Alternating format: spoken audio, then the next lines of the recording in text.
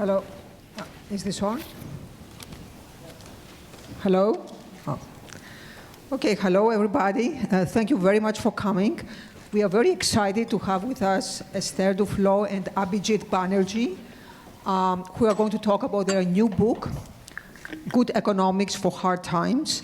Abhijit and Esther hardly need an introduction. They are well-known figures in the bank and in the world of development more generally. They were very well known even before they won the Nobel Prize together with Michael Kremer for the work they have been doing on poverty. They are both professors at MIT, co-founders of JPAL. As you know, JPAL is a global research institute promoting research on poverty based on scientific evidence. I think it's fair to say they've won every prize and award one can think of. The Nobel Prize was the culmination of this trajectory. Prior to writing this book, they wrote another book, Poor Economics, and in that book they offered an in-depth analysis of what the poor look like and what kind of policies seem more promising for reducing poverty. This book is broader in scope in the sense that it touches on almost every topical issue in economics, from immigration to trade to growth to climate change. And even though Esther and Abhijit are perhaps best known for their work on experiments, on randomized control trials, the book doesn't cover just experiments. It covers a very wide range of studies across the entire spectrum of economics that speak to these topics, and they offer their thoughts along the way. So it's a very interesting book, and I would encourage all of you to read it. I will not spend more time on an introduction because I'm sure you want to hear from them and not from me. But let me very briefly introduce the panel we're going to have with us today to discuss the book afterwards. We are very happy to have with us John Hilsenrath, who's senior correspondent of the Wall Street Journal. John covers economics and finance, and he has covered a range of interesting topics from 9/11 to the financial crisis to the Federal Reserve, and for that work he has also been nominated and was a finalist for the Pulitzer Prize in 2014. So John is going to moderate the discussion after the presentation. And then we have a number of people from the World Bank who are going to give us their perspectives from different points of view. Ceyla Pazarbasioğlu, as you know, she's the vice president of EFI, and in that position she oversees a very large portfolio of World Bank projects in developing countries, so we are particularly interested in her perspective from an operational point of view. Art Cray is at DEC in the research department of the World Bank. He's currently director of the research group and has worked on many different areas of economics, including growth, governance, inequality, international finance. So he can give us his perspective again on many different issues mentioned by the book. Chico Ferreira is also a DEC senior advisor currently, has done again, a lot of work in many areas, but he's probably best known for his work on poverty and inequality, and so he's going to comment on this aspect. And then Dilip Ratha comes from NOMAD in the Human Development VPU, and is an expert on immigration and remittances. And given that one of the chapters of this book is on immigration, a very hot issue today, we are particularly interested in his perspective. So with no further delays, let me turn the floor over to Esther and Abhijit, who are going to talk about their book. Thank you. Thank you, Penny, for that very kind introduction. And thank you for coming. So I'm going to start by reading for about a minute, and then I'm going to actually go to the more conventional mode of economics, which is to use slides. 10 years ago, we wrote a book about the work we do. To our surprise, it found an audience. We were flattered, but it was clear to us that we were done. Economists do not really write books, least of all books human beings can read. We did it and somehow got away with it. It was time to get back back to what we normally do, which is to write and publish research papers, which is what we were doing while the dawn light of the early Obama years gave way to the psychedelic madness of Brexit, the Yellow Vests, and the wall, and strutting dictators or the elected equivalents replaced the confused optimism of the Arab Spring. Inequality is exploding, environmental catastrophes and global policy disasters loom, but we are left with little more than platitudes to confront them with. We wrote this book to hold on to hope, to tell ourselves a story of what went wrong and why, but also as a reminder of all that has gone right. Book as much about the problems as about how our world can be put back together, as long as we are honest with the diagnosis. Book about where economic policy has failed, where ideology has blinded us, where we have missed the obvious, but also a book about where and why good economics is useful, especially in today's world. So that's the expression of hope. Let me see how much I guess you'll judge how much I can deliver, we can deliver. So these are some of the topics that are in the book and are constantly being discussed in the press and blamed for everything that's going wrong. And all of these you would have noticed, I'll just remind you maybe, are, you would say, at least partly economic issues, maybe mostly economic issues. And yet, I think the first fact to emphasize is that economists are not trusted to talk about these issues. So we did a survey of 10,000 Americans, a more or less representative survey, and the question we asked is, if you want to talk about the economy, would you trust the view of economists? If you want to talk about health, would you trust the view of doctors? So everybody, and to talk about their profession. And the fact that I think you should take away from this graphic is that, nurses do very well. 85% trust nurses' views about what nurses should know. 80% trust doctors. The other extreme are politicians, who are really in the single digits. But who's closest to the politicians? Well, us economists. We are really if you leave politicians out, we are rock bottom. And this is not the first instance of this. This is actually been, this was similar results were found in a YouGov poll taken just before Brexit. So it's not, and economists were of course against Brexit, but it's no surprise nobody was listening. I think part of the reason why this is the case is that economists and other people have different views. And I'm not saying people are necessarily wrong, but economists and the average citizen have very different views on a number of issues. Here's one on tariffs. Is tariff on steel good for Americans? 0% of this panel of quite prominent economists said, 50 or odd of them, 0 said it was good for the well-being of Americans, and I think something like 35% of the average citizen thought tariffs would be good.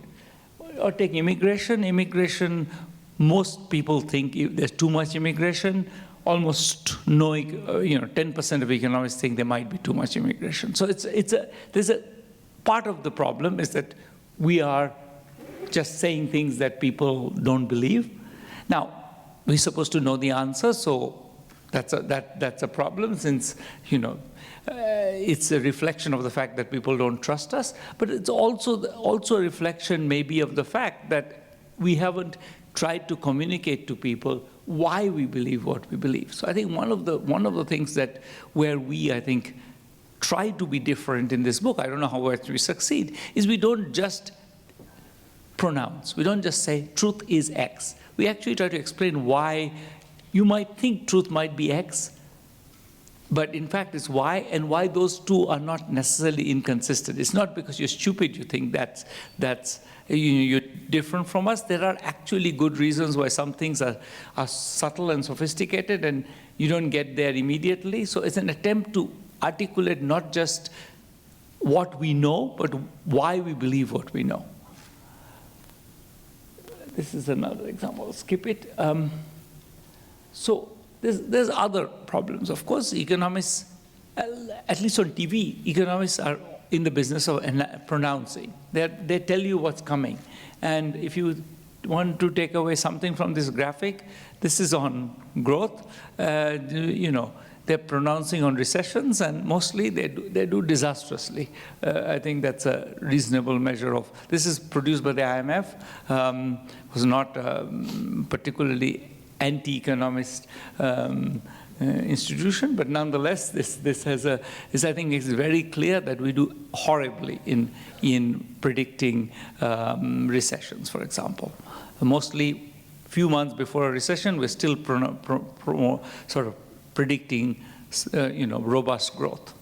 So that's part of. I mean, I'm sure that undermines credibility. The 2009 crisis certainly undermined credibility, but I think it's also important to sort of separate, I think, the fact that we fail to predict, which I think is important only because we presume to predict. I think in some ways, I think it's not what we do our best at. We're much better at diagnosis, and diagnosis is often useful. It was still useful for after the crisis for people to say that, look, you know, right now a loose monetary policy may be a good idea. That was useful, and we were glad the economists said it, but the economists by that time had lost all credibility because they had not seen it coming. So I feel very importantly that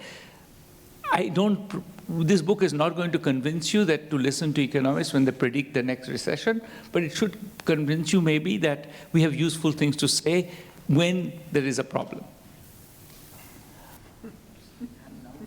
Yes. You can go slideless.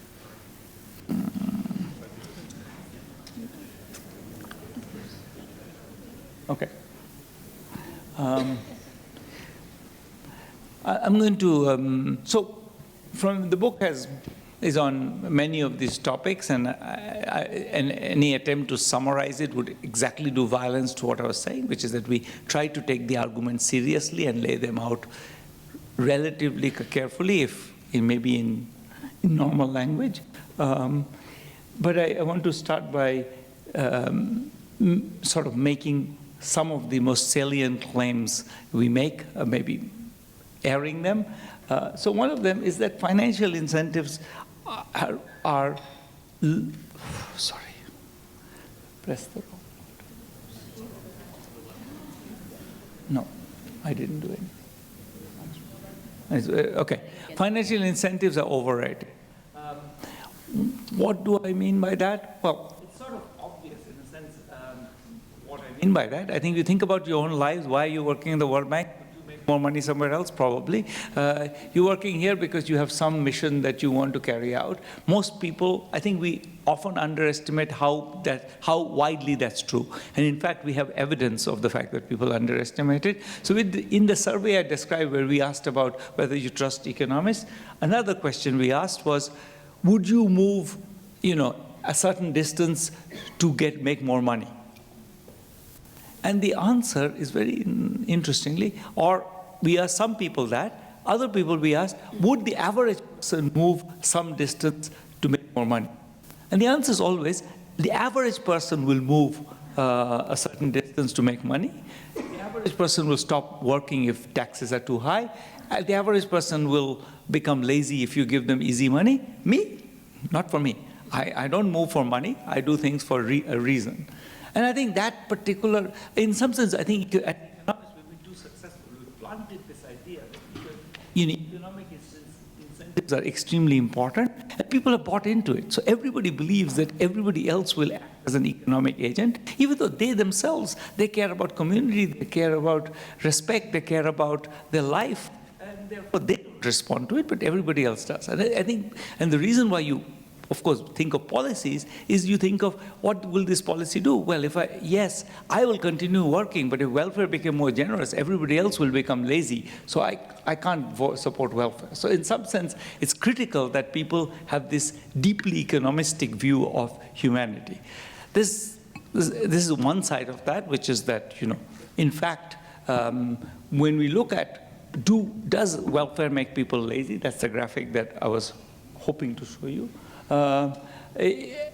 Welfare does not make people lazy. We have a paper called The Myth of the Lazy Welfare Recipient, which takes data from a bunch of cash transfer programs that the World Bank and others have studied, and look at what the effect on labor supply, and the precise effect is zero. In none of the studies do we find either at the extensive margin, meaning people deciding whether or not to work, or on the intensive margin, which is people hours worked, we find any effect. I think the flip side is also true, that rich people don't necessarily stop working because the taxes are too high. Again, the incentive effects are, at least the level effects of money are, I think, way overrated. I think all the careful studies suggest that the elasticity of labor supply of the rich with respect to taxes is very low. So it's both sides. And the third fact that connects to that, and then I'm going to pass to Esther because I need the slides and she might have a better memory, is that, it's actually also my time is done, so is that immigration, I think, is seen as, internal immigration and external immigration are thought of as being responses to economic incentives. Pull is the way a lot of economists think about it, and in a sense, that's the message we have sold to the world. The reason why we have to build a wall is because we are richer than the Mexicans, and if you let them out, they'll come running in. All the evidence suggests that, in fact, the times when Mexicans come running in is when there's lots of violence in northern Mexico because of drug, a bunch of drug wars. And people run from violence. They ran out from Syria. But if you look at the places where people are migrating out of, they're places like Syria. They're not places like Liberia. Liberia is where you would expect these are the world's poorest people, but the migration rates out of Liberia are actually very low.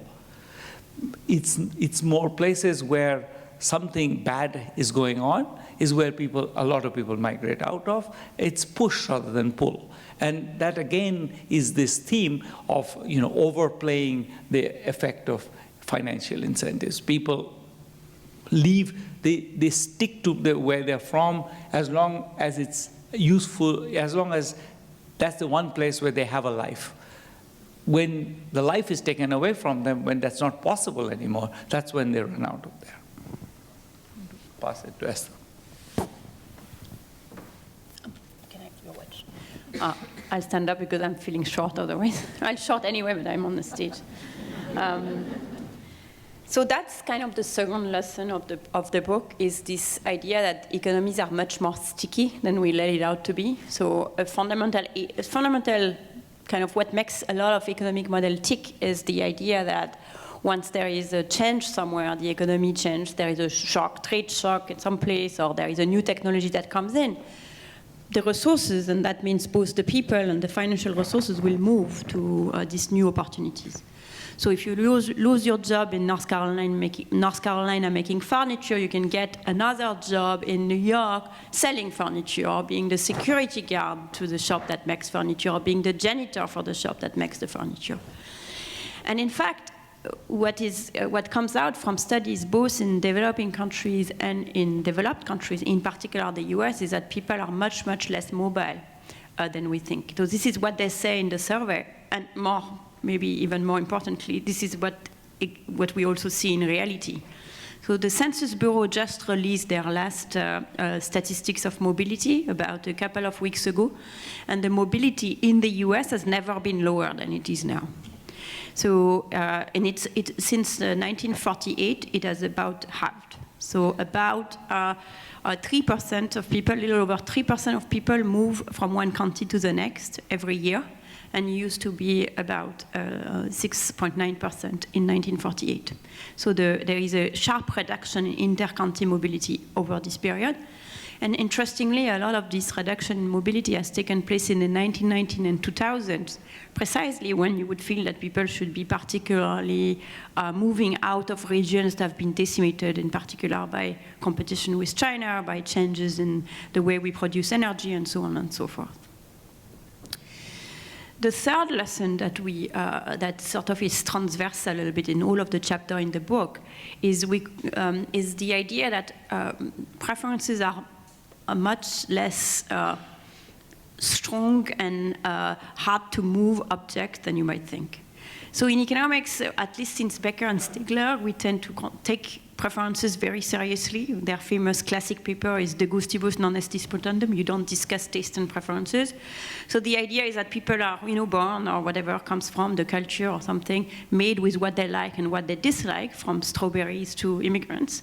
And then we have to kind of take that into account and then see what happens when the environment changes, given the preferences being stable. And that's a very strong that's the way we work as in models. But it turns out, in fact, from a lot of work, both outside of economics and within economics, that preferences are anything but. That, in fact, they're both sometimes arbitrary. That's the famous endowment effect, that you like chocolate bar better if I gave you a chocolate bar, but you like a mug better if I gave you a mug. And that's also the fact that not only your behavior, but also your underlying tastes and preferences seem to be affected by, say, what other people around you are deciding to do, or who you've been exposed to lately. So one particularly extreme example of that it's worth just pointing out, just to leave you with something concrete in mind, is an experiment by Ernst Fehr and Marcel Maréchal and a bunch of co-authors in Zurich. So Ernst Fehr has an maybe not equally famous paper as the Becker-Stigler, but quite famous as well, called De Gustibus est disputandum. And that's in part based on this experiment that they did in Zurich, where they invited Swiss bankers to the lab, and I asked them to play these games where you throw a coin, and then you're paid as a function of tails that land. So people are not monitored on a one-by-one basis, so they can cheat. You don't know if any individual person has cheated, but of course, over a period of time, it should be 50-50. So if it deviates from 50-50 in a group, it must mean that this group is cheating. Incidentally, when people actually watch people secretly, you realize that when people want to cheat, they don't write down the number, they throw the coin until they find a tail, which is kind of endearing because at least they are putting some effort into finding the right outcome. At any rate, the Swiss banker come in and they make them first reminisce either about their weekend or about a work day. And then after that, they first ask them, what they feel about, what's a sign of success. And the people who were just asked to reminisce about their workday are much more likely to say that success is financial success. Success in life is financial success than people who just reminisced about being a coach in Little League baseball or something. And that's, of course, entirely random. You were assigned either to one group or the other. And then, more impressively, when they play the game, the dice game, the coin throwing game, they are also more likely to cheat if they just reminisced about being a banker. In fact, they are actually not cheating. The people who are just for whom the activity as family man or woman, I guess it's mostly men, got activated are not cheating, but the people who just reminisced about their work day, who just said financial success is the most important, are more likely to cheat on the game. That's to say that, whatever your self-described preferences, your identity, and then the way you behave can be affected by something very subtle. So it can't be that it's something so deeply held that it cannot be manipulated by the social environment more generally. So that's the third lesson, that preferences, you shouldn't take preferences as given, but preferences are also outcomes of the social environment in which we live. The fourth lesson is, to some extent, an exception to that. is that what seems to be common to all of the people, from a poor farmer to a CEO to a Swiss banker, is the need to feel respected, a deep need for dignity. So if the banker cheat on the coin game, it's because they just said that financial success was the important thing in life. They want to succeed. If people who are playing in football league in the US, where there is a salary cap, continue to work very hard, it's because they want to be better than the next person, not because they're trying to maximize their lifestyle value. Similarly, when people, we noted that people are reluctant to move. One of the reasons, there are of course many, don't worry about it. We're done. Don't worry about it.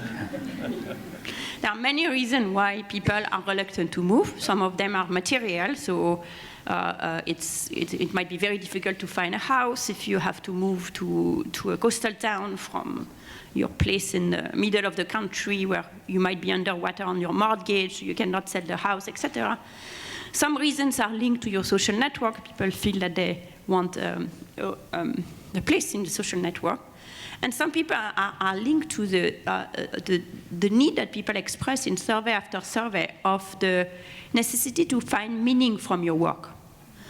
And the longer people have stayed in a job, the more meaning they find in their work.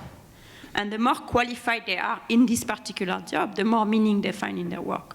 So if someone has been working 20 years in that furniture shop in North Carolina, one reason they don't want to move is that there is no way in which the job as watchman satisfies the same need for meaning that the job being a carpenter had in the first place. And this role of dignity, sometimes people ask us, well, how do you measure dignity? And of course, we need to think more about the various ways in which this could be measured. But the fact that we haven't been incorporating it and measuring it till today doesn't mean that it's not relevant. And in particular, we see the outcome of it very starkly in what Anne-Kees and Angus Deaton have called death of despair. So one thing that happens is this nice study of Thiel von Vester, a terrifying study of Thiel von Vester. One thing that happens to people who lose their job in their 50s is that they are then much more likely than other very comparable people who didn't lose their job as part of a massive layoff. So it's not their fault, some accident happened in their firm, there is a massive layoff. The people who lose their job in this massive layoff are much more likely to die than similar people who didn't, of a heart attack. So people are literally killed by the fact that the loss of status, the difficulty of finding the next thing, and so on and so forth. And what Anne-Kees and Angus Deaton have pointed out is that over the last 15 years, there have been a steady increase in what they call death of despair, which are deaths by alcohol poisoning, opioid addiction, suicide, and so on and so forth. And in fact, this increase has been so big that it has more than compensated other gains in life in survival, such that the mortality of white non-Hispanic over the period has actually increased. And in fact, it has increased so much that it has overshadowed the gains done by other groups, such that on average, for the first time ever since the influenza epidemics, the overall all-cause mortality for this age group has actually increased in 3 years in a row, now 4 years in a row. So this is something that, whatever it is affecting people in a very deep way. So given that, where does that lead us? I'm not going to talk a lot about that because we can talk in the panel. I just want to put 4 points that we kind of discuss in the book of what these 4 lessons must make us rethink. The first one is trade. So if people aren't moving, then when we think about the gains from trade, and in particular the loss from trade as well, we have to think not about just the aggregate gains and pains, but the individualized gains and pain, because if someone cannot move to get another job, then there are big individual losses or at the community level, given that industry are very structured. And therefore, we need to think of a response to trade, but also generally to technological disruption that is actually individualized, which is not at all in the grain of the way we think about economic policy typically. The second one is that at least between us as economists, we shouldn't be scared of taxes. In that we shouldn't be like under the long shadow of l'affaire and think, oh, if we increase taxes, people will stop working and it will be very disruptive to the economy. It will not. People are just not responsive to taxation. Now, we are not stupid or naive, so that doesn't mean it's easy to raise taxes. It doesn't mean we have a consensus to do it. It might be impossible to raise taxes on anybody but the extremely rich. But at least we should know that it's a political economy issue. It's not an economic issue. In particular, in a country like the US, which starts with such a low tax to GDP ratio. The third one is more positive, that we can fight climate change. So of course, a lot of economists have a dream that we can, because there are so many economies to be realized by investing in green energy that it's all going to pay for itself. So that's, I'm always skeptical of the win-win argument, but who knows, that would be great. But the point is that even if we cannot, we can fight climate change because we shouldn't take people's preferences for consuming the way they are doing today, or in fact consuming ever and ever and ever more in the rich country as something that is fixed. In fact, it's quite possible. We are creatures of habits. People could get used to consume differently or less. They do in Europe, and they don't seem to be all that unhappy for that. And people could also learn to care about future generation or things they don't observe. It's not because they don't do it today that they wouldn't be able to do it, because as we discussed, preferences are a matter of what is being taught. The last two are related, and it concerns the way that we do social protection, both in rich countries and in poorer countries, which is to a large extent under the long shadow of a Victorian hangover. So this is a poor house in Britain. And the poor laws made it very painful to be poor, so you have to sleep on these very hard benches. People were basically punished for needing help. And the idea was that, oh, you better make it very unpleasant to receive help, because otherwise people will take advantage of the system. So that's kind of was sort of the early form of incentive compatible. And that ideology is very much present in the way we think about social policy, both in rich and in poor countries, received a bit of a booster shot with the welfare queen and so on and so forth. And that is extraordinarily costly, both for the people who need help, who sometimes just refuse to even get help. So I did a project on food stamps, for example, showing that stigma discourages take-up in a large way.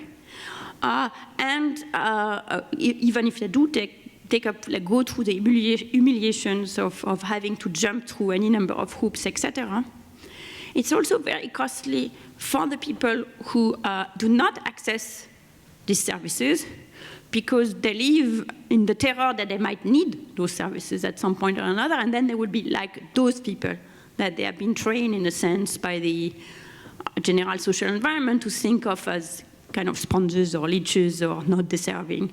And they will both go through these humiliations and not be the good people that they think they are. So we think, and this is kind of how we end the book, that it is quite essential to put dignity at the center of social protection, make people who need help at a moment or another not feel that they should be grateful, but feel that we should be grateful in a way as society for them to kind of live in their body at this moment the pain for maybe pay in their lives the cost of the adjustment on behalf of society as a whole. And we feel that one has to start with that, and one has to start to have a kind of really pragmatic, real answer to this problem before you can really have a conversation about pretty much anything else. Thank you.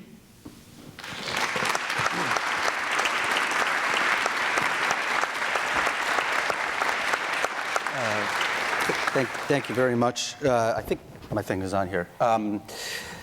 As you can see from the audience, and there's an overflow room, there's a lot of people here who have pressing questions, so I'm going to try to keep the conversation going quickly. But I'd like to start out, and I have a pressing question, having seen your first table of trust in different professions. How did journalists do? I'm not in this list. So we took the exact same question from the YouGov poll, and then they're not in this list. So we should have added them in our survey, but I must say I didn't think of it. And since I've been meeting a number of your colleagues in the last few weeks, this question has come up not more than once, and we are unable to answer. I'll bet you $1 that we're as low or lower than economists right now. And I'll try to draw whatever lessons I can from that. So one other more serious question, then we'll move to the panel. Your book has a strong sense of humility about the economics profession and how it's viewed. It's titled Good Economics for Hard Times. What I want to talk about for a second is what's gone right in the world for over the last 30, 40 years. By the World Bank's own numbers, a billion people have been removed from deep poverty. And the poverty rate has moved from about 1 in 3 to 1 in 10. By other measures, life expectancy has increased more than 5 years over the last 15 years, with big increases in places like Africa, and I think it's increased by a decade among women in Africa. If you look at other measures of people living in free societies, in democracies or semi-free societies, that's increased. The number of people dying in warfare has also decreased over our lifetimes. So my question for both of you, amidst this humility, is what's gone right? And what have you learned from economics? What's the good that economics has done in what's gone right over the last 20, 30 years? I'll take, I'm sure that many things have gone right. I think one of the things that's clearly changed in the last 20, 30 years is I think, a much more broad-based welfarism among governments in developing countries. I think a focus on creating specific programs. If you think in Latin America, the creation of the social, the welfare net in Africa, lots and lots of investment in education and health, and I think fairly targeted ones. So I think that just the fact that, and this is not just African governments paying for it, it's often global money for vaccines, for bed nets. I think these things, just malaria is a huge part of the fall in infant mortality. And malaria was a combination of research arguing that some of the research by our JPAL colleagues arguing that you don't need to price bed nets, you don't get anything for pricing them. Second, I think a change in the global mood on pricing of these kinds of things. A lot of the organizations that at some point were strong advocates for pricing them actually came around to the view that maybe it's not worth pricing them, so giving away bed nets free. And then a global sort of a consortium that paid for it. I think country governments paid for it. In some cases, global consortia paid for it. So there was actually a set of initiatives which were very targeted, quite well understood, and they had very large effects on all of these things. The cutting of the school fees in East Africa is critical. You see the rise in the number of children going to school immediately.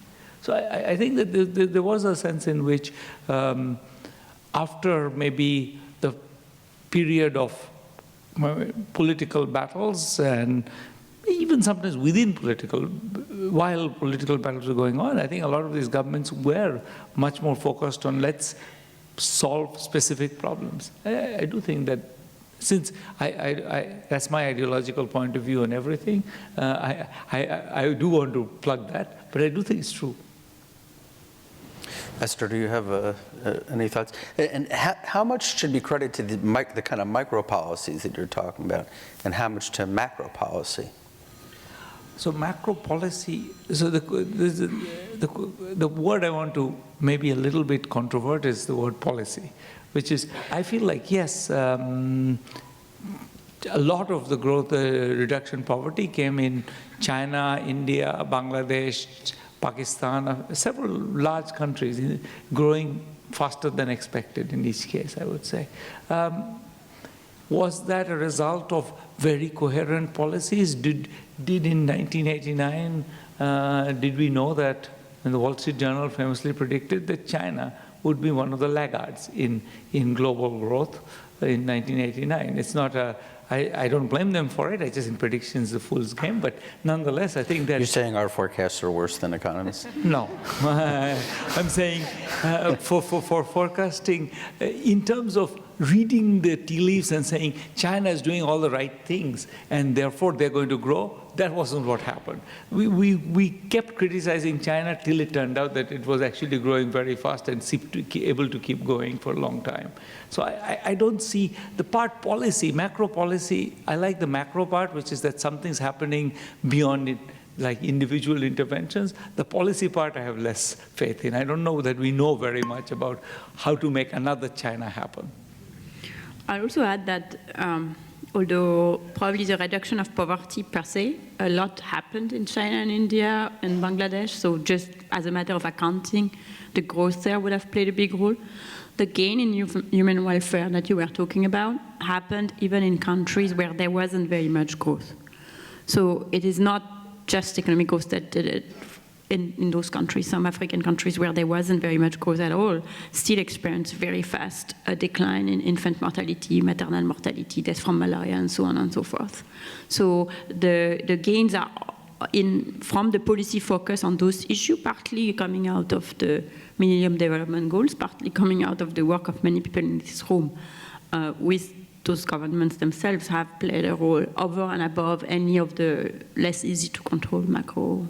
I think there was a kind of some general agreement to be pragmatic and sort of result-oriented on these social issues that has really changed since the 1990s, and it has a tremendous positive effect on human welfare. Penny? Yeah, so first let me offer my 5 cents on this discussion, which is very interesting. I do think macro policies are important, but we had an event a few weeks ago on why was poverty reduced in China. And one insight that came out of this event very clearly was that in China it was more about aggregate growth. It was also about very careful implementation, about starting various reforms at a very local, at a small level, and scaling up gradually when there was confidence that these reforms, these policies would work. So in fact, as I was listening to that conversation, I was very much reminded of another work by Esther, not work, another lecture by Esther, her Eli lecture, The Economist as a Plumber, which displays her usual humility, but essentially it makes the point that one part of an economist's job is to be thinking very carefully, very deeply about good implementation of policies. So I think this is a very important point. Regarding the book in general, let me just say, at the outset, I like the book very much, and I agree with almost everything, so I have a few critical comments. But let me preempt some critical comments that other people may have.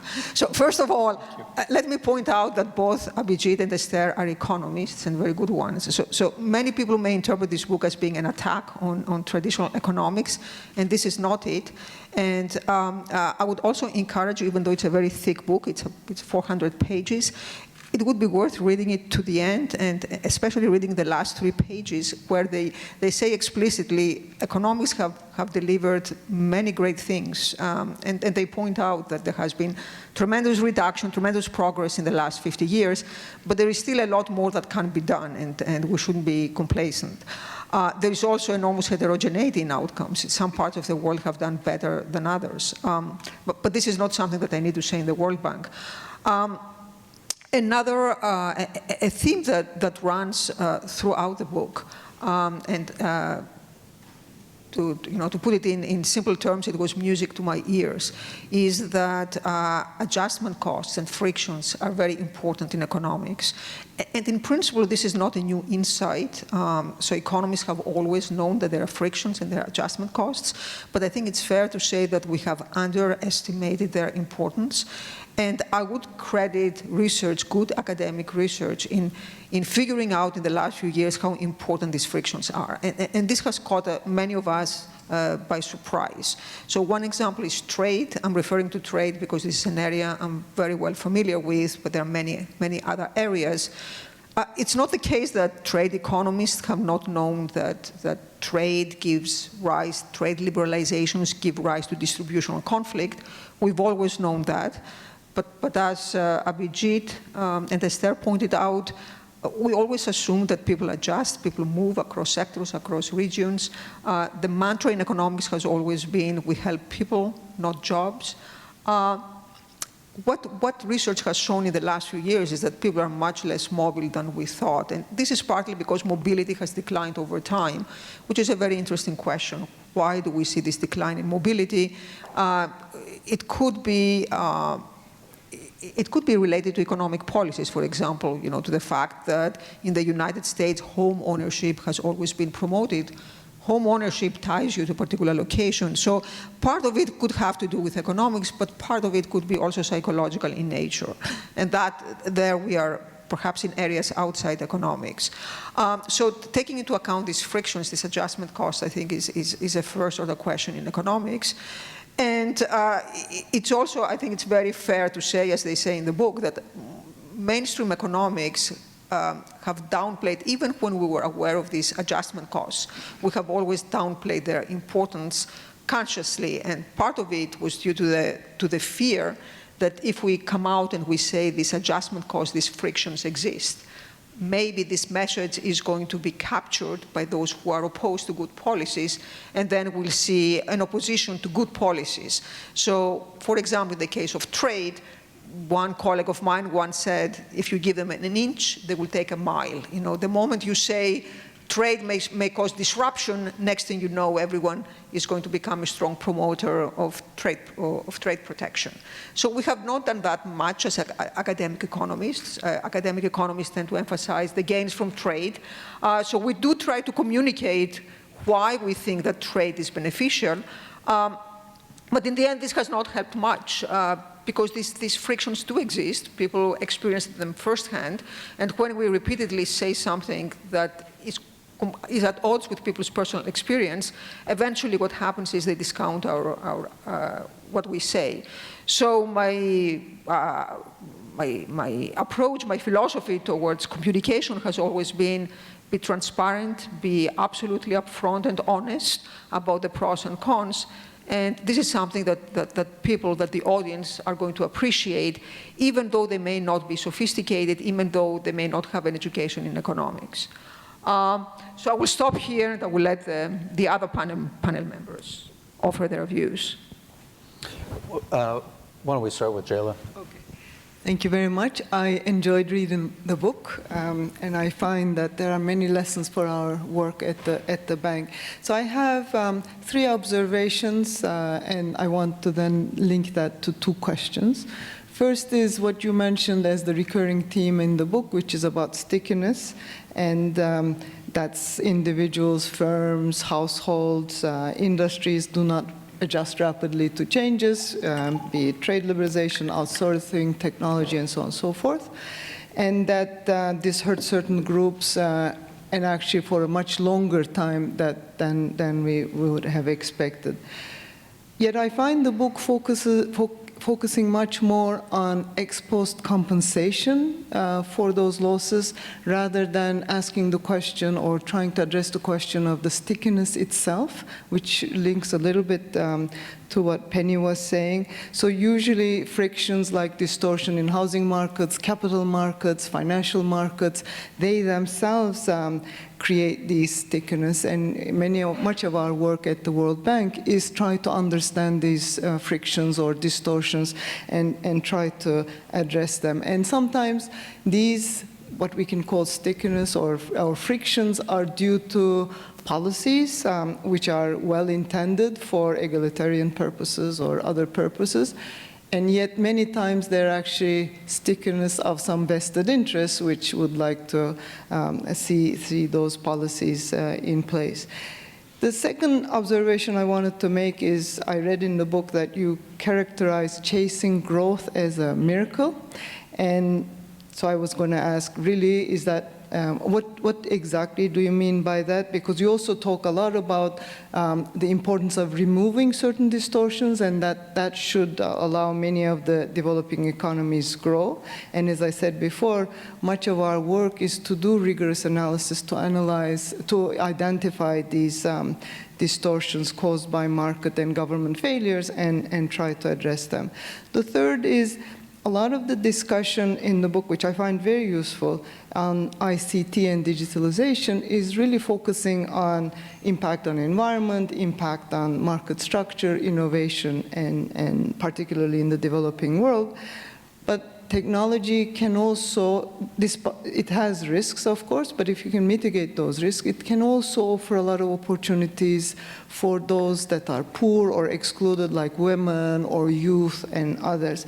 So my question is, what is the role of technology in actually reducing some of the stickiness or some of the frictions? So that's one question. And the second one is, is it enough to focus on compensation programs, or should we also rethink reforms and to avoid and manage these losses, even if it may mean that it will be much more gradual reform process, or that much larger gains that would go to broader segments of society would be either delayed or over a longer period of time? Thanks. Why don't we start, give you a chance to answer those questions, and then we can move on to the next.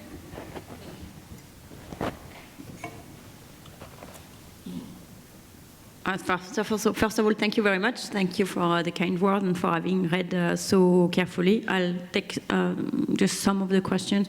I think you're completely right about the need to think about not just compensating ex-post people who are stuck in place, but also seeing what would make them less sticky. And in the book, we do talk about so some of this. So we think about financial market, real estate market, etc. We also, given that some of these costs are human, we also should think about policies that makes it easier for people to move, or that makes people more ready to move. So one policy that we discuss in the book that touches on both ends is early childhood development, because it's a winner in 3 dimensions from this point of view. The first one is that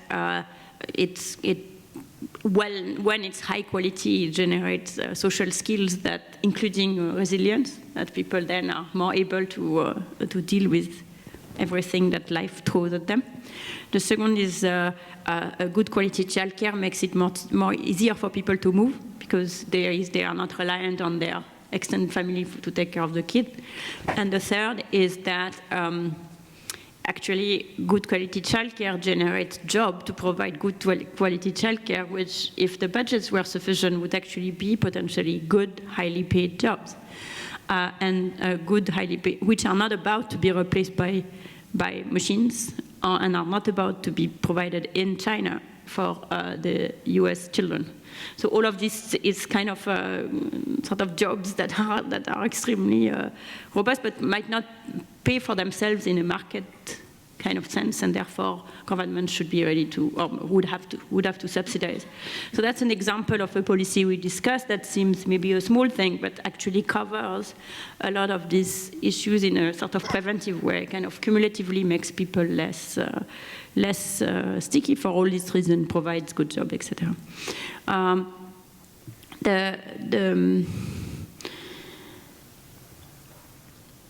And some of the policy we discussed, for example, the existing trade adjustment assistance program, is not just a way of compensating people who are stuck in place, but it's also in helping people to move. So what the trade adjustment assistance program gives you is some time in the form of extended unemployment insurance and university credit. And what we propose in the book is that program is much, much too small in terms of the number of people it touches. It could be much bigger. it would in fact be compensatory in that it is as it is today applied to people who lost their job to trade. You could extend it to people who lost their job to technological disruptions as well. But it is also preparing people to move to the next step. But then in reference to your last questions about should we sometimes go more slowly and give up on some diffused gain for a large number of people to avoid costs, identifiable, very big costs to some people who are already poor and therefore whose marginal utility of consumption is already very low to start with. I think we are arguing in the book, maybe that's not one of the least controversial positions, is that one should be willing to do that sometimes. Just have transitions that are much, much, much slower.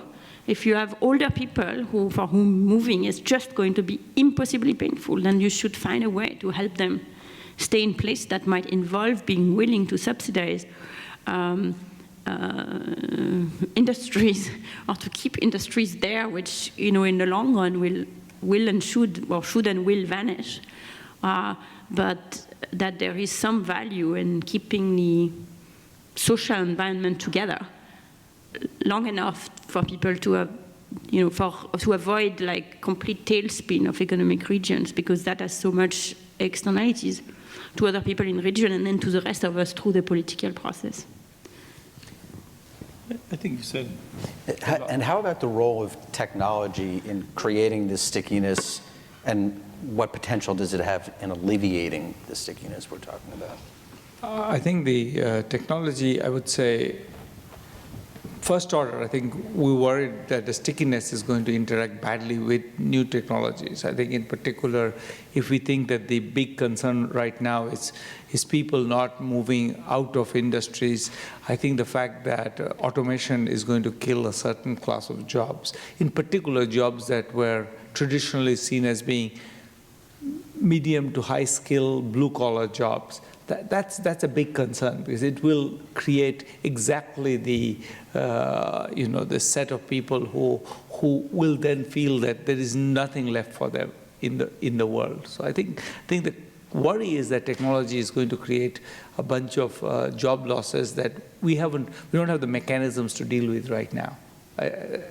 Now, having said that, I mean, certainly technology, I certainly don't want to be taking the view that technology is not going to do many exciting things. I'm sure productivity will go up, and appropriately used, the gains from productivity can be used for many social purposes. And to go back to your maybe earlier point, one of the ways in which China and India and other countries benefited the citizens from growth is by government spending. I mean, China's also very focused government spending. India expanded its workfare program massively, partly because it was growing. So I do think that it's not that these things growth is irrelevant. I was more arguing that we don't really have very good recipes. So,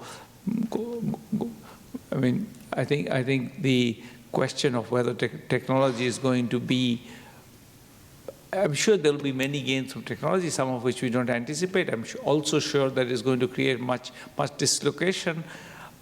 Given that I can't anticipate the good consequences, why they're going to happen, I'm currently more involved in thinking about how to avoid the dislocation from now, to proactively create a set of systems that avoid the dislocation or the cost of the dislocation. And therefore, I think the political resistance to these things will grow. I think that one important extra point to make is that I think in the medium run, if we see each of these things generating enormous dislocation for people, I think the sense that we saw that steel, we should protect steel, is partly maybe a misunderstanding of trade theory. I think a lot of it is actually an understanding and empathy for people who have suffered. And I think that empathy is going to grow. So I do think that if we want to have change happening, we need to compensate people for that change. We need to be able to say that, it's not your fault that you lost your job, and that it's not entirely, we can't treat it as these as acts of God anymore. Thanks. It was a pleasure to read this book, and it's an honor to be on this panel. I wanted to ask two questions. One question about sort of the content of the book, and also a question about the role of the book itself in communicating what economists know. The question about the substance focuses on, this theme that the two of you flagged in your presentation about the importance of stickiness, and you have many examples of where stickiness is really important to take that into account in order to get kind of the right insights from economics. Both in migration, thinking about stickiness, how that affects whether we realize the gains from trade. In the growth chapter as well, stickiness that prevents the allocation of factors of production to their best uses. And you have many wonderful examples from fishermen in Kerala who don't know where to beach their boats in order to sell their fish, to workers in Ghana with some education waiting for a job that will never come. So there are sort of these many very vivid examples of stickiness. And it's true that for a given amount of stickiness, that makes it much harder to sort of realize the gains from economic policies. But at the same time, I wonder if the message is a little bit pessimistic depending on the length of the time horizon that you're looking at. Because we do know that in the longer run, there are huge changes in economic structure. So if you think, for example, about simple indicators like shares of workforce in agriculture that have gone in rich countries from near 100% not that many generations ago to near zero today. And some countries are able to do this super quickly. I mean, countries like China have their labor force in agriculture over the course of 25 years, whereas it took countries like the US or Japan 2 or 3 times as long to do so. And at a smaller scale too, you give these examples of stickiness, but that I wonder if they're really the right ones once you take a slightly longer viewpoint. So for example, you talk about Indian t-shirt manufacturers for whom it's very difficult to break into the market of being a supplier in rich countries because they haven't yet sort of built this reputation for quality and timely delivery that, say, a t-shirt manufacturer in China does. And that's certainly true, but on the other hand, it's not that long ago that t-shirt manufacturers in China were trying to do exactly the same thing vis-a-vis t-shirt manufacturers in Taiwan. And it's not that long before that the tag "made in Taiwan" was actually a byword for shoddy quality in rich countries, right? So that, all of that happened within my not very long lifespan. So change may happen a little bit faster than it seems, and certainly in the long run, because the question is whether it's that sort of proverbial long run in which we're all dead, in which finally the stickiness is overcome. And the second question I wanted to ask was a little bit more about the role of the book itself. So I have to say again, I loved reading the book, well, or at least the parts of the book I had time to read, because I don't want to pretend that I read all of it. But it's a wonderful book. It's chock full of all of these examples where careful empirical work combined with careful economic reasoning sort of gives these important insights that economists have on policy questions. And more importantly, a lot of these insights are ones that are not obvious to non-economists, and quite often they're sort of the opposite of what non-economists would think. And in this sense, the book reminded me a lot of another sort of popular book about economics that I read 30 years ago. And I read it actually when I was an undergraduate settling on my choice of major. And the book obviously was influential in its in leading me to the decision to major in economics. And the book even had a title that somehow echoes a little bit the title of your book. Instead of Good Economics for Hard Times, it's this book that was called Tough-Minded Economics for a Just Society by Alan Blinder, which this is about Esther Abhijit's book, but if you want to read an older book, it's a wonderful book too, right? And what attracted me to that book, which also attracted me to Esther Abhijit's book, is that, again, there are all these sort of important insights that economists have that matter a lot for policy, but that are counterintuitive to most non-economists. And then this raises to me a question of why, despite having all these sort of wonderfully articulate and erudite ambassadors for the economics profession, from Blinder 30 years ago to you guys today, who I'd put in the same category, that still economists are held in sort of universally low esteem, and that by a considerable margin people trust weather forecasters more than us, which I learned from the introduction to your book. So maybe the reason for this has to do with the nature of academic discourse in economics. So in most professional fields, we spend a lot of time arguing and bickering over the minutiae of things that are very, very important for doing rigorous analysis right. And if I had more time, and I won't take it away from the others in the discussion, there are various things in the book that I probably would quibble with. But I'm not sure that that's really the reason for our sort of collective failure to communicate as economists. And so, what do we do, right? So, one of the things we could do is just, resign ourselves to being misunderstood, much like, teenagers always have been. So economists we can just resign ourselves to being misunderstood. We could also, write books the way that Esther and Abhijit have done, and in particular emphasizing, the explanation of why and not simply the pronouncement of what. And I think maybe that's part of the solution. Maybe that's part of the role that this book fills. So let me close with a tongue-in-cheek, only slightly tongue-in-cheek suggestion, given your professional proclivities, that perhaps an RCT would be in order. So the outcome variable could be this same survey question that you were asking about the professional respect that economists have among average people, and see to what extent that is shaped by the assigned treatment of reading a book like this. I think the IRB will feel that. I think the conflict of interest disclosure on that one might be a little extreme. I was going to say it should be a huge RCT, at least 2 million people. I guess going back to your first point, I'm not sure I understand the trade-off. So I think we are in favor of fixing whatever obvious failures we can fix. In fact, we have a long laundry list at the end of things you can do. And we've always been, in fact, the entire point of setting up JPAL was to fix problems that can be fixed and to identify them and to do better. I just don't feel that that's license to say that, well, then we're going to have fast growth, so we shouldn't have to worry about all this. I don't feel there's this big trade-off here.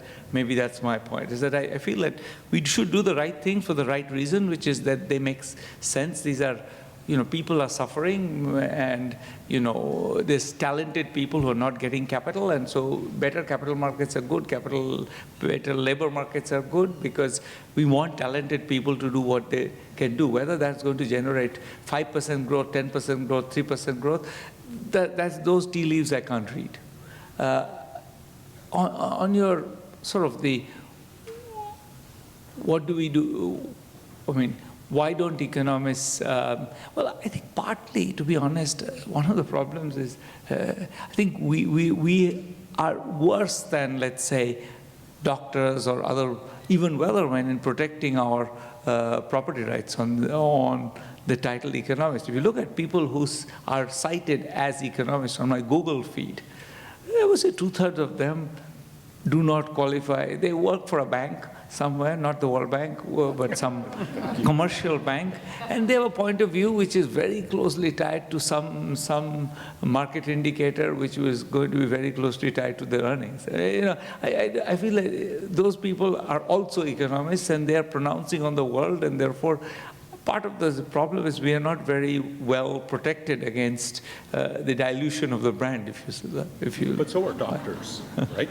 Think about all the quacks out there. But the doctors have a trade union which is very powerful and fights, that particular, anybody who tries to take their brand away, they fight quite methodically.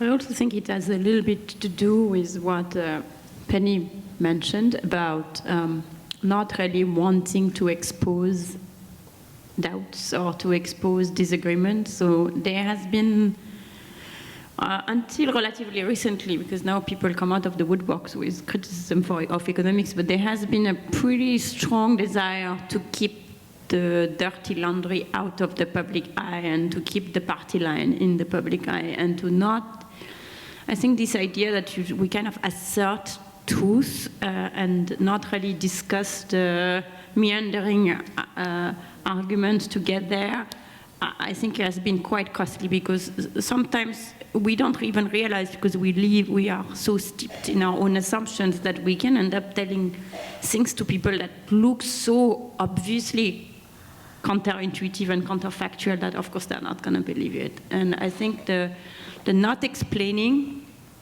the no effort to explain, and in a sense ceding the public space to others, and to the extent Economists book is in kind of very short sentences and strong tone has played a role. So maybe that's why we wrote a book that's kind of too long, and we are not on Twitter.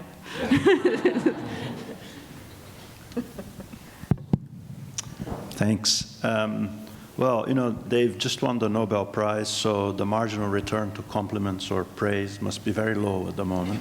The marginal utility must be low. But before I make a comment and ask you questions, I do want to say a word of praise to the book. So I actually did read the whole book cover to cover, which is very unusual. I couldn't remember the last economics book that I did that to. And it was a hugely enjoyable read, and I recommend it to all of you. If you haven't bought it, buy it afterwards. You know, the hard times that the book talks about are about this big illiberal backlash you know, backlash to tolerance, backlash to globalism, you know, with the rise of sort of nationalism, populism, and so on. But also, it's a backlash against the value of science, the value of evidence and facts. And to that, what they provide is just an amazing array across a wide range of topics that you saw there: climate change, growth, inequality, trade, migration, really well documented empirical evidence. Tiny little bits of theory here and there, but mostly just empirical work, very high quality empirical work.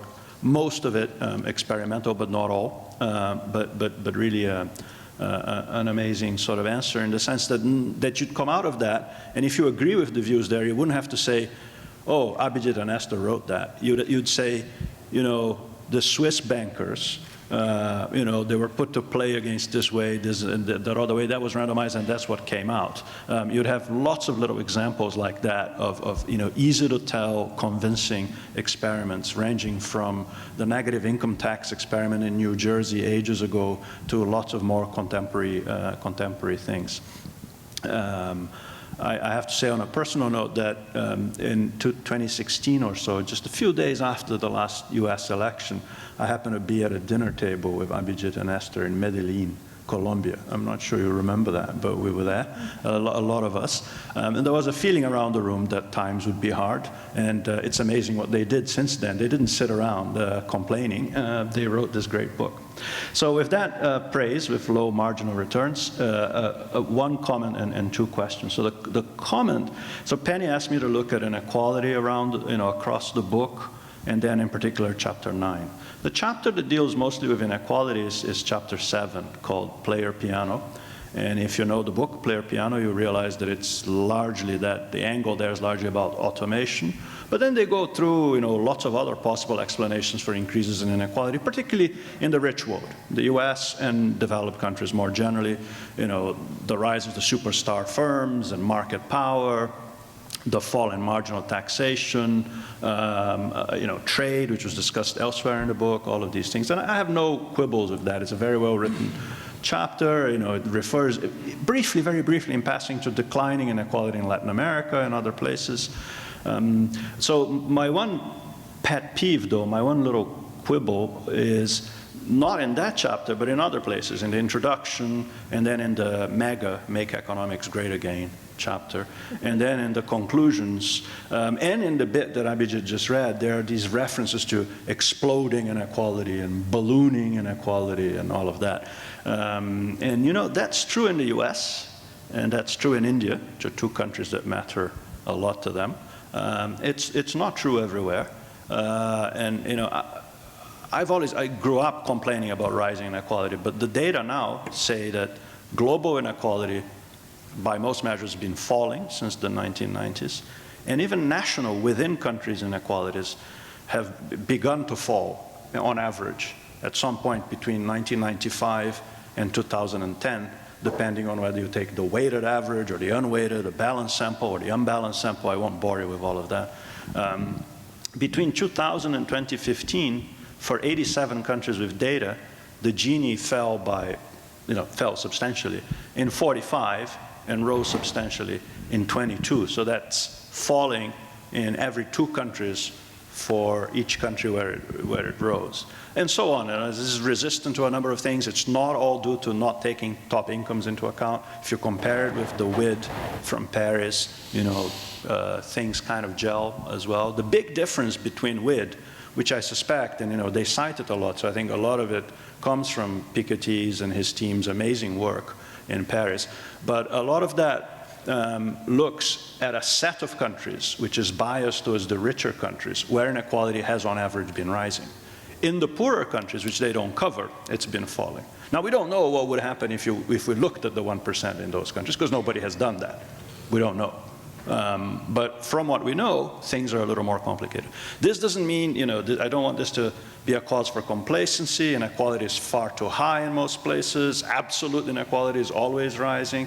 But in the spirit of getting the facts right, that was the thing. That I'm partly to blame, because I've been working on this paper with 2 co-authors, Chris Luckner and Anya Siwal, and we haven't gotten it out yet. Some of this was in a report, but if we'd gotten the paper out, maybe they would have seen it. So I'm partly to blame, not them. 2 quick questions. Chapter 9 is great, so here's something for the applied microeconomists in the room, people who work on social protection.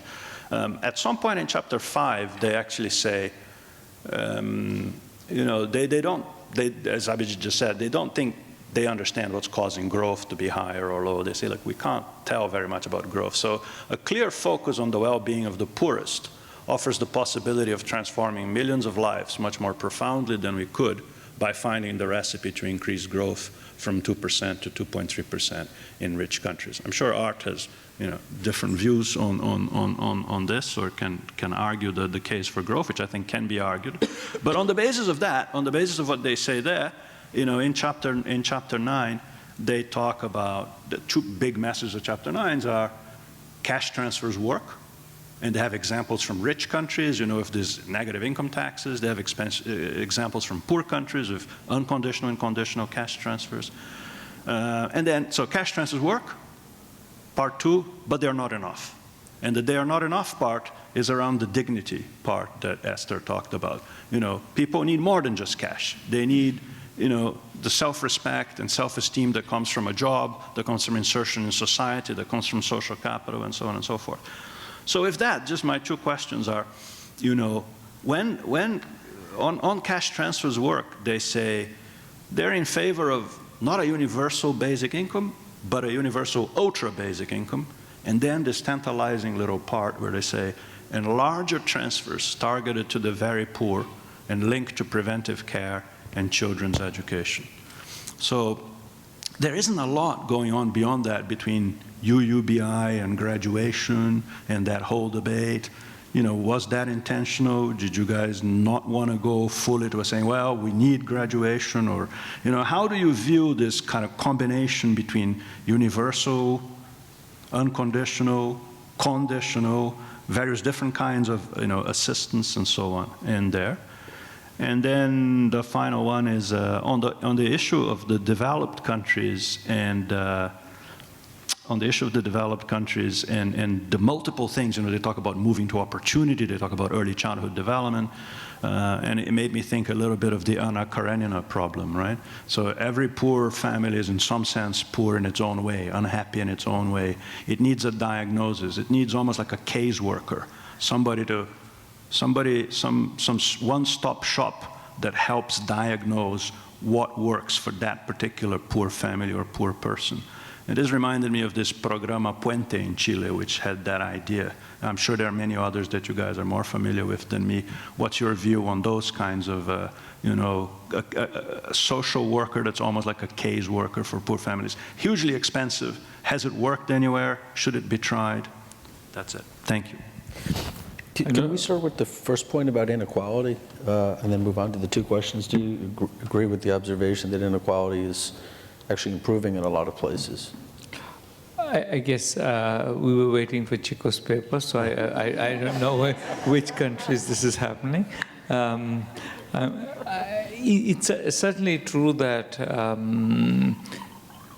there are many countries where there is no trend in inequality. That we also say, and where I didn't have the count of how many countries it went up and where it went down. I'm going to. That might well be true. It wouldn't surprise me. I mean, certainly it's the case that in a bunch of countries, I mean, the 80s and the 90s are sheer disaster. Basically, across Africa and Latin America, 80s and 90s are so bad. It's hard to imagine things not going in a better direction from there. I mean, this 80s and the 90s in Latin America and Africa are really absolute disaster years. And that's sort of a first-order fact that maybe we should highlight it more, is that, for this whole swathe of the world, this is a terrible time. Civil wars, mad in hyperinflations, anything you name it is happening. I mean, I should also say that one of the points we do make in the book is that while we don't know how to make growth happen, we do know how to kill growth. If you really want to kill it, you can do it. And I think Latin America and Africa in the 70s, 80s and 90s, even in the 70s, to some extent in Africa, provide a good recipe of book for killing growth. So we do know how to kill growth. On the point about what we believe with the social progress. I guess the point we were trying to make, maybe we were too subtle about it, was that I think targeted is important precisely because we can predict where disasters will happen. It's not that we didn't know where trade will hurt. We knew where it will hurt.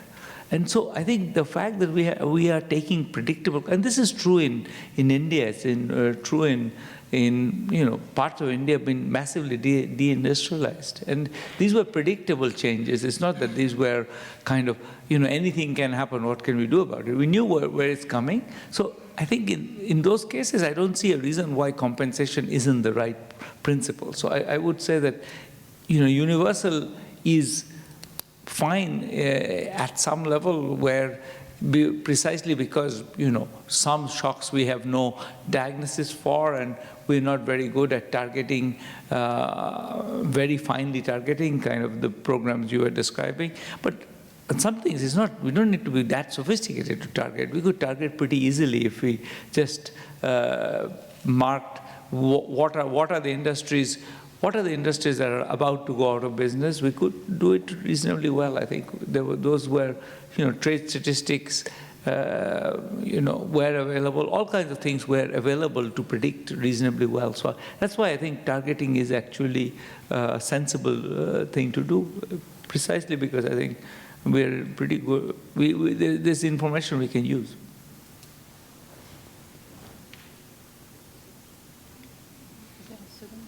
There was a second question. Okay. We can come back to it, I guess. Well, first of all, I would like to congratulate Abhijit and Esther on the book, but also for the Nobel Prize. And just to say that, way back in 1980s, early 80s, when Abhijit was in the master's program in JNU, I was 1 year behind him. Everybody was talking at that time that he was going to get the Nobel Prize. They didn't know that he would also marry the one who would get the Nobel Prize and work with someone else who would get it also. Congratulations on the book. And I'm going to focus on mostly the chapter 2 on immigration. But I do want to say that the book is very impressive, both in breadth and depth. And it is interspersed with humor, which is surprising, which ranges between nerdy and dark. It even mentions Big Bang Theory. It also contains, the book contains sensitivities of a poet, which is important for talking about poor people. In the beginning of the chapter on immigration, which is titled From the Mouth of the Shark, taken from a poem by British Somali poet Warsan Shire. No one leaves home unless home is the mouth of a shark. You only leave home when home won't let you stay. That poem and the stark metaphors that the authors use, Banerjee and Duflo, they bring out the centrality of a human being facing hardships of poverty, unemployment, man-made violence, and natural calamities. So after considering a whole lot of literature and evidence, including some RCTs, they reach a conclusion that runs against every economist's instinct. Ultimately, we need to remember that many people will choose not to move. Many people will choose not to move. This stickiness puts a completely different spin on the immigration challenge as we see it now in the current political environment. And it has profound implications, as you heard already, for all sorts of policies, including trade policy and social policy. So the authors point out that migration is small, and even after the recent so-called refugees and migrants crisis of 2015-2016, migration is actually quite small. That's a very important point that relates to the stickiness that they point out. Effects of immigration on native-born workers in the host countries is small or positive. It could be positive. It is often positive. Especially this is so for low-skilled immigrants because of low substitution rates between migrant workers and the native-born workers. This is very contrary to what the current politics suggests. Migration is driven by wage gaps and network effects, but it is slowed down by acute loss aversion by poor people who won't move, who don't like to move, who cannot move. If anything, for escaping poverty and calamities, having the option to move may not be enough, so the policy prescription, governments may actually need to provide incentives to encourage people to move. That is the conclusion of chapter 2. And even then, people may prefer to stay where they are. So with that, a few policy recommendations that they explicitly mention, and a lot of that is also implied, are streamline the process of migration, provide information on costs and benefits of migration to migrants, make it easier for migrants to send money home, offer insurance to migrants against failure to find jobs in the destination communities, ease migrant integration by offering housing assistance, pre-migration matching of job, or childcare arrangements. These policy recommendations are quite similar to the sort of policy recommendations we came up with and we made in the recent World Bank board paper, Leveraging Economic Migration for Development, where we point out 4 things: promote safe and orderly migration, work to support migration-related indicators in the Sustainable Development Goals, that is reducing recruitment costs, reducing remittance costs, increasing the flow of migration, safe and orderly migration, and increase the volume of remittances. And finally, provide the right kind of data and information to counter public perceptions, for example. So these policy recommendations are very similar to what we say. But there are a number of things that the book actually leaves out, the chapter leaves out. One is, surprisingly, the effect of migration on countries of origin, communities of origin. It does talk about migrants, it does talk about effects on receiving countries, communities, but not so much about effects on countries of origin. For example, there are links through remittances, investments, philanthropy, trade, tourism, technology, and skill transfers, and values. There are 8 channels of links that is on the effects on origin countries. On drivers, also the book or the chapter doesn't talk about climate change-induced migration, climate-driven migration, which can be quite large. Also, it doesn't seem to talk about, a lot about the future in terms of demographic changes that are coming. So one of the things that one has to be aware of in thinking about the immigration debate and the challenge is that between now and 2030, nearly 550 million people will join the working age population. Most of them will be in Africa and in South Asia. So yes, migration is small, but there will not be enough jobs for all these people to move. That then leads us to an important point. What do we need to do about that? So first of all, is there enough space in the world to accommodate if there is more migration? And an interesting point there, the surface area, land area of the United States, 10 million square kilometers, is about the same as the land area of India, Pakistan, Afghanistan, Iran, Iraq, Saudi Arabia, Turkey, and a few others. US is not the largest country in the world. So space is not an issue. How about border controls? Can you really keep them out? Think about a thought experiment. Imagine a world where borders are completely enforced. It's an imaginary world, 100% enforcement. There'll be no ability to move, so migration must be zero. Imagine the other extreme, where the world has no borders, it's one country. Will people move? Already they say that wage gaps are not enough to induce people to move. People don't like to move. Again, there'll be no willingness to move. In between, we know migration is positive. What that means is as you increase border controls and build walls, migration may actually increase, and then it might decrease. This is an interesting conundrum that one needs to sort of think about going forward. And finally, the question of identity politics. If you have a lot of people coming in, and if they become more than 50% of your voting population, you have a problem. They talk about, the book actually talks about it in the chapter, as well as quite remarkably in a chapter on tastes and preferences, which I really liked reading. And in that context, it is not clear to me how we are going to handle the short-run issue of identity politics, this whole issue of national identity in the face of huge immigration, if it is large, that is, if it is large. That then leads us to an important question. What do we do in the future? A lot of people in rich countries, also in poor countries, don't like foreigners. There is a lot of space in the world. Should we then begin to question nation states? Should we then begin to think about creating new countries? Thank you.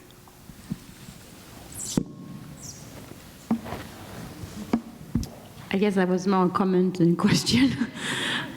Yes, thank you. That's very rich, a bit too rich for me to handle. I'll just say one thing about anti-immigrant sentiment, is that I think exactly like the preferences of Swiss bankers, we shouldn't take them as given necessarily. They're also a product of the environment, and they keep changing. So when the German came, the English didn't like them, and then when the Poles came, the German didn't like the Poles, and when the Italian came, the Poles didn't like the Italians, and now the Italians don't like people from Latin America. And you know, cohorts after cohorts of people, A, assimilate, and B, get accepted. So maybe this is another example of art's long run in which we will be all dead, but history seems to have repeated again and again and again, that in a sense the worry about a new wave of immigrants being too large and too different or whatnot doesn't seem to have materialized in the past. So I think that doesn't mean we shouldn't be mindful of the short run and of the political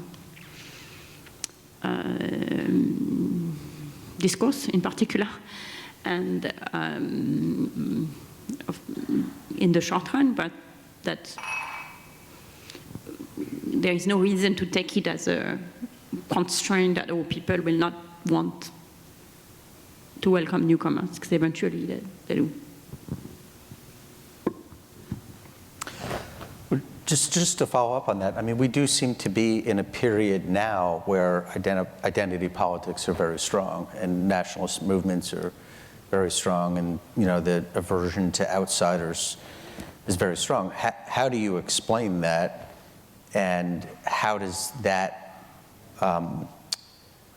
address the stickiness problem that keeps coming up? That I mean, how do you explain? I mean, in part, I think it's been such. I mean, if you take even the countries where, like for example, Germany, or where I think more or less the transitions have been managed, you know, reasonably well. Even there's large areas where there is massive deindustrialization, and I think we're sort of waiting. Somehow people are being told the narrative that, you know, this is because of the immigrants. I mean, once you have a set of people who just feel unfairly done by, it's easier to make them look for scapegoats. I think that we're really, that's why I think it's not accidental that we spend a lot of time on preferences and on welfare policy in the book. I think these things are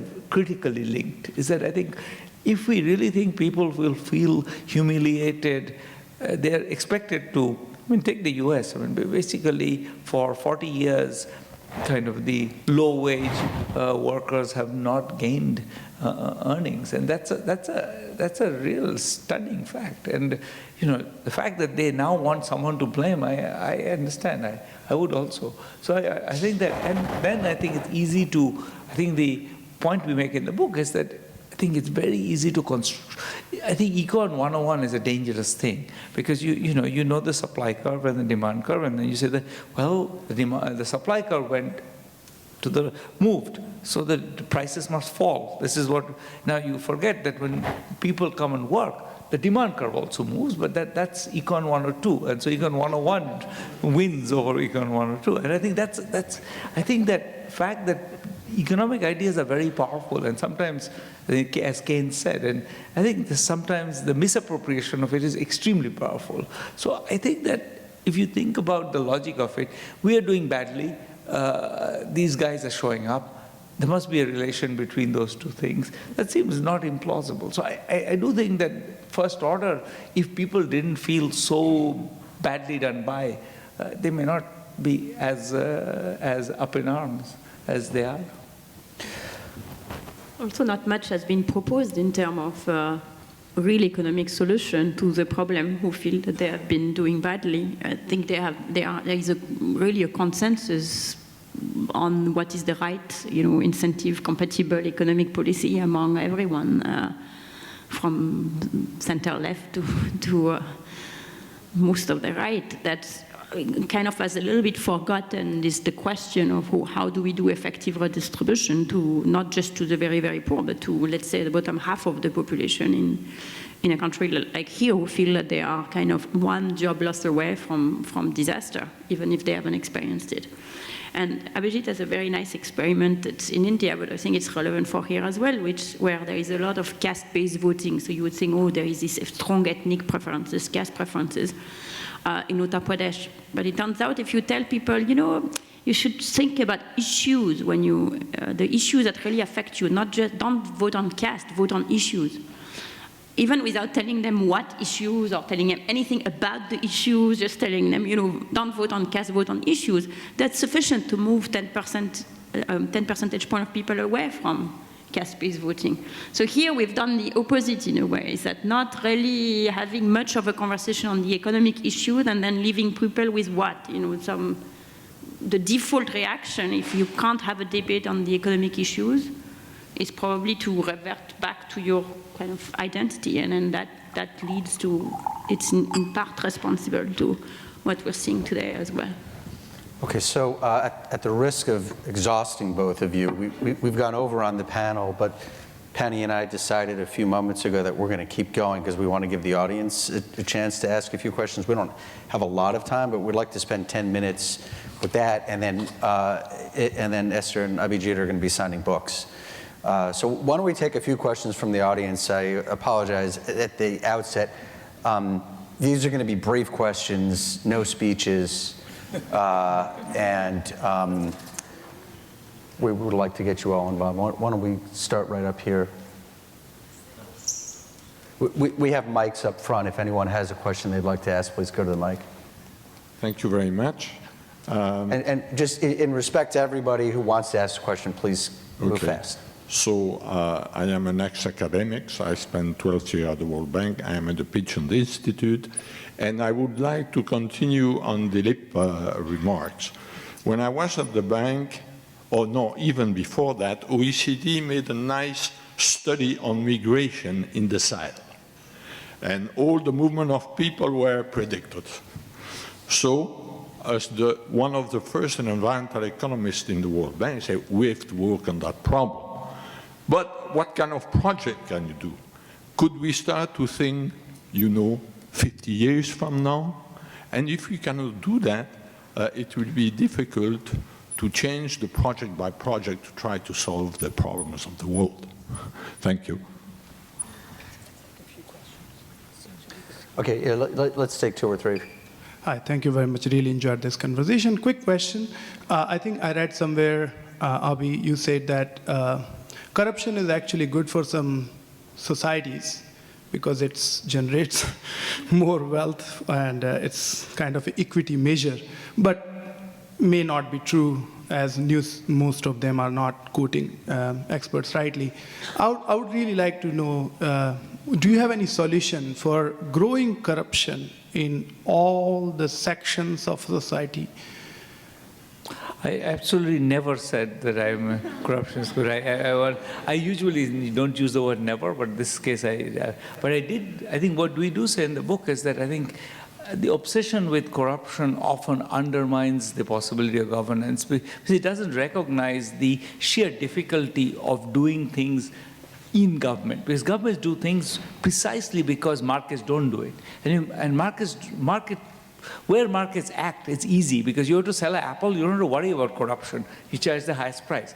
When you're planning not to charge the highest price, which is, let's say, healthcare, that's where you end up with the problem that, we are not doing what the market demands, and that's what generates corruption. So I think we need to have a perspective on corruption which allows for the fact that governments act precisely in the spaces where market doesn't act. And that makes it, so we need to think about what is it that generates corruption.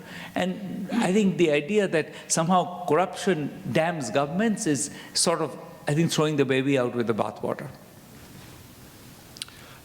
You said economists need to explain more to gain back their reputation. So should it be more on TV? What do you tell all the economists here at the bank to do? And should they be on Twitter? Shouldn't you be on Twitter? Twitter is exactly what doesn't explain. I think that's precisely, in a sense, what worries me about it. It pronounces, and you are. But yes, I think we should all be out there speaking much more, because I think we have useful things to say, and we're usually a little too finicky about saying it. I mean, we could be wrong. What's the worst thing we could be is wrong. That's okay. I think it's better to be. At least be out there and sometimes be wrong than being entirely silent. Congratulations, Abhijit and Esther. I'm Albert Zufak. I'm the Chief Economist for Africa. I would probably want you to elaborate a little bit more on the interplay between cash transfers and dignity. I actually and I completely agree with you that we need to factor in dignity in how we do economic analysis. But it may be instances where dignity can actually contribute to those stickiness as well.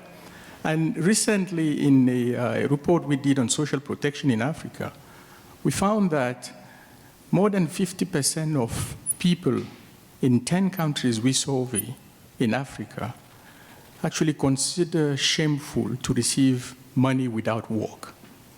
And that number climbs to 85%.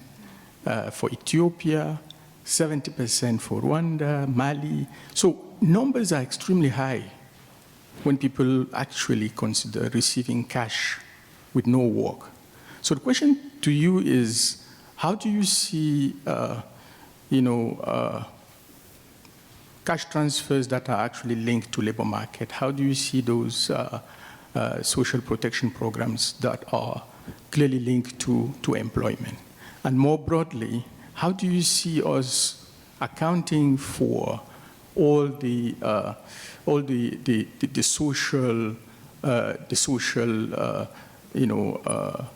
social barriers that actually prevent people from acting just like the typical economist? Thank you. That'll be our last question.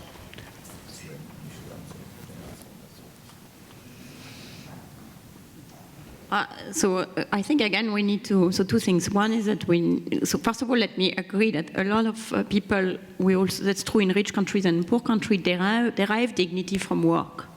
So that's why for the rich countries, we kind of come out are not really in favor of the UBI at the level at which it's been proposed anyway, because the idea is that people would not need to work, and we don't think that's going to solve their problem, because in fact they want to work. But to say that this goes back to then for poor countries, there are 2 points that I would like to make. One is, to some extent, 85% of people saying that it's shameful to receive money without work. Again, I don't think we should take it as given and operate from there. It's the product of the way that social protection systems have been sold and described and all that. That's the result of that. So I think this needs to be changed, that people should not consider that it's shameful to receive money without work when you really need it, number one. Number two, there is also, for a very poor country, there is also a loss of dignity in not being able to provide for your family at a moment or another. And for people, that's a real, something that is really terrifying, the possibility that at some point you would have to, say, not feed the kid for a day. It's one of the things that makes people the most unhappy.